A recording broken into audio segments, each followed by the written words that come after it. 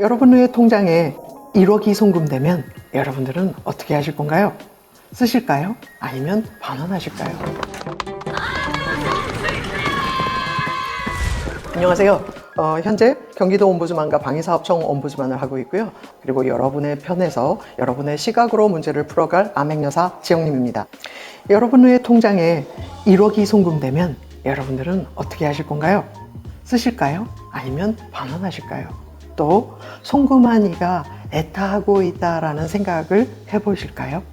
이런 종류의 민원이 있었습니다. 보이스피싱이 일반화되던 2006년도, 2007년도에 국민권익위원회는 이런 종류의 민원이 다수 접수됐습니다. 잘못 송금했는데 은행더러 일시적으로라도 지급 정지해 주세요, 또는 상대방 계좌주를 알 수 없으니 그 사람의 정보를 제공해 주세요 라고 요청을 했습니다.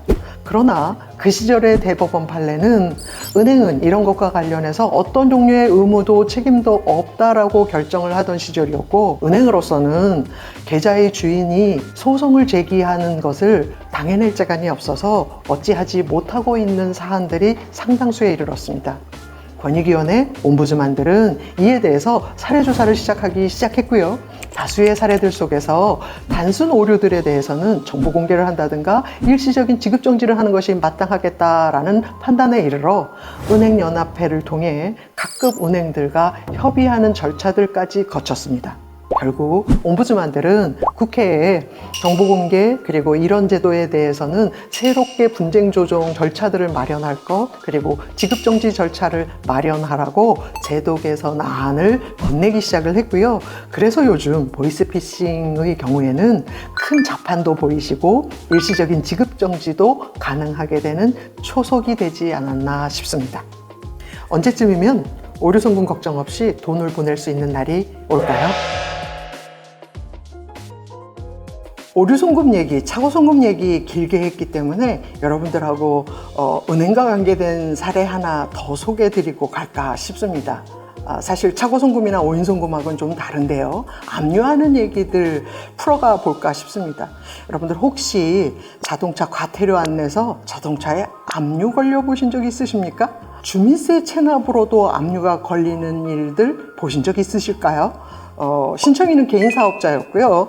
주민세 체납 때문에 2013년도에 늘 쓰는 계좌에 3,300원이 남아 있음에도 불구하고 압류가 걸렸다는 사실을 본인은 모르고 지났습니다. 그런데 시간이 지나고 난 다음에 그 계좌가 압류되었다는 사실 때문에 화들짝 놀라서 옴부즈만에게 도움을 요청했습니다.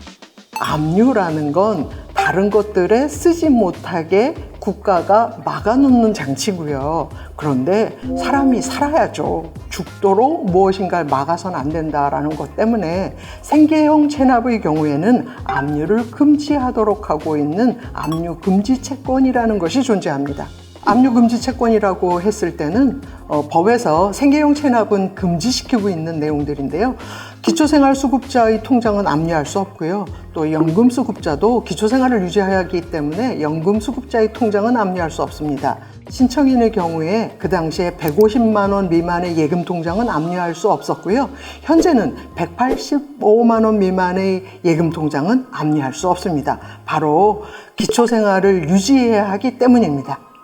신청인은 그 당시에 사업 실패로 여러 가지가 어려워서 결국 일상생활을 할 수 없을 정도였는데 계좌가 압류되자 그때 주장하지 못한 내용을 뒤늦게 주장을 하기 시작하자 행정기관에서는 그것에 대한 입증 책임은 신청인에게 있는 거잖아요. 신청인이 그때 주장 안 했으니까 우리는 이 압류 유지해도 됩니다 라고 주장을 하기 시작했습니다. 압류 금지 채권은 기본적으로 압류 당시에도 신청인에게 충분히 알려줘야 할 의무가 행정기관에 있다라고 판단을 했고요. 다만 국세청하고 다르게 지방자치단체는 신청인 등의 은행 계좌를 열어볼 수는 없습니다. 이러한 어려움 때문에 압류하게 된 거고요. 그래서 향후 지방자치단체에서 압류할 때에는 이에 대해서 기본권 침해라는 주장을 신청인이 할 수 있도록, 이것을 압류하지 말라라고 이의신청을 할 수 있도록 하는 불복 구제 절차를 사전에 고지하도록 제도 개선 권고하였습니다.